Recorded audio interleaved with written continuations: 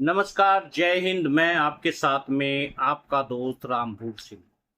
आज हम आपको बताने वाले हैं यमुना नदी के किनारे निकलने वाला शामली अंबाला एक्सप्रेसवे के 3 किलोमीटर के दायरे में निशान लगाए गए। यह निशान चर्चा का विषय बना हुआ है।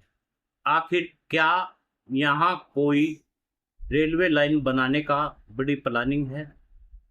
लोगों के कयास लगाए जा रहे हैं कि यहाँ कोई बुलेट ट्रेन आने वाली।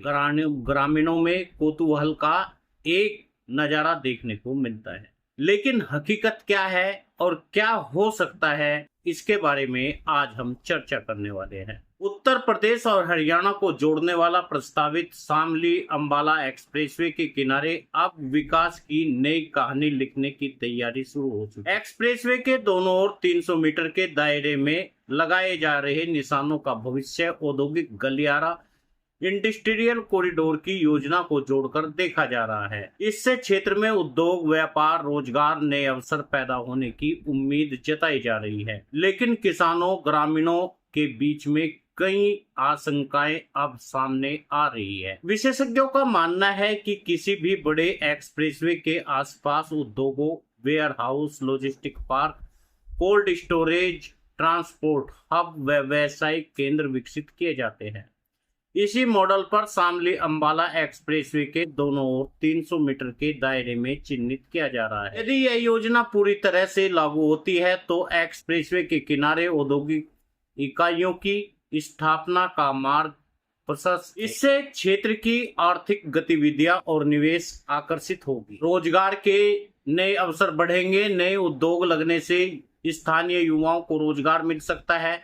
अभी बड़ी संख्या में युवा दिल्ली, नोएडा, गुरुग्राम और अन्य शहरों में रोजगार के लिए पलायन करते हैं। व्यापार का, परिवहन को बढ़ावा मिलेगा। एक्सप्रेसवे के किनारे वेयर हाउस, लॉजिस्टिक हब बनने से माल परिवहन आसान हो जाएगा। किसानों की उपज व बड़े बाजारों में तेजी से पहुंच पाएगी। भूमि के मूल्य में वृद्धि, औद्योगिक गतिविधियां बढ़ने से आसपास की जमीनों की कीमतों में वृद्धि हो सकती है। इससे भूमि स्वामियों को आर्थिक लाभ मिलेगा। शहरी सुविधाओं का विस्तार, सड़क, बिजली, पानी, अस्पताल, स्कूल और बुनियादी सुविधाओं का विकास तेज हो सकता है। जहां एक ओर विकास की संभावनाएं दिखाई दे रही है, वहीं दूसरी ओर किसान के बीच में कई सवाल उठ रहे हैं। उपजाऊ कृषि भूमि का नुकसान। शामली और अंबाला के बीच में यह क्षेत्र उपजाऊ माना जाता है और यहाँ गन्ना, गेहूं, धान का उत्पादन के लिए प्रसिद्ध है। औद्योगिक विस्तार से कृषि भूमि कम हो जाएगी। भूमि अधिग्रहण के डर से कई किसानों को आशंका है भविष्य में उद्योगों के लिए अतिरिक्त भूमि अधिग्रहण की जा सकती है। पर्यावरणीय प्रभाव, कारखानों के बढ़ते हुए यातायात के प्रदूषण के बढ़ने का भी खतरा बढ़ सकता है। ग्रामीण स्वरूप में बदलाव, औद्योगिक विकास व साथ साथ में गांव की सामाजिक संस्कृति संरचना पर प्रभाव पड़ेगा। विशेषज्ञों का मानना है यदि औद्योगिक गलियारे की योजना लागू होती है तो सरकार को सुनिश्चित करना होगा किसानों के हित सुरक्षित रहे। उचित मुआवजा, स्थानीय युवाओं को रोजगार की प्राथमिकता व पर्यावरणीय संरक्षण और कृषि भूमि पर संतुलित उपयोग जैसे मुद्दों पर विशेष ध्यान देना पड़ेगा। शामली अंबाला एक्सप्रेसवे के 300 मीटर के दायरे में लगाए जा रहे निशान में जमीन की पैमाइश नहीं बल्कि क्षेत्र के भविष्य की दिशा तय करने के संकेत माने जा रहे हैं। यह योजना पश्चिमी उत्तर प्रदेश के आर्थिक विकास का नया अध्याय खोल सकती है, लेकिन इसके साथ ही किसानों, ग्रामीणों और पर्यावरणीय से जुड़े हुए सवालों का समाधान भी उतना ही आवश्यक होगा। आने वाले समय में स्पष्ट होगा यह औद्योगिक गलियारा क्षेत्र के लिए समृद्धि का मार्ग बनाता है या फिर विकास के विस्थापन के बीच नई बहस को जन्म देता है। शामली अंबाला एक्सप्रेसवे के प्रस्तावित मार्ग के आसपास में यमुना नदी के से जुड़े हुए कई गांव, सनोली, डालावाला, बिशनपुर, रानीपुर बादी सहित गांव के हाल ही में भूमि पर निशान लगाए जाने की चर्चा तेज है। ग्रामीणों के बीच में सवाल उठ रहे हैं, आखिर इन निशानों का उद्देश्य क्या है? क्या ये सर्वेक्षण है या फिर किसी के इसके पीछे विकास की कोई योजना छिपी हुई है? यमुना नदी के खातर में बसे हुए गांव लंबे समय से कृषि प्रधान रहे हैं, जहां भूमि उपजाऊ मानी जाती है। बड़ी संख्या में किसान खेती पर निर्भर है।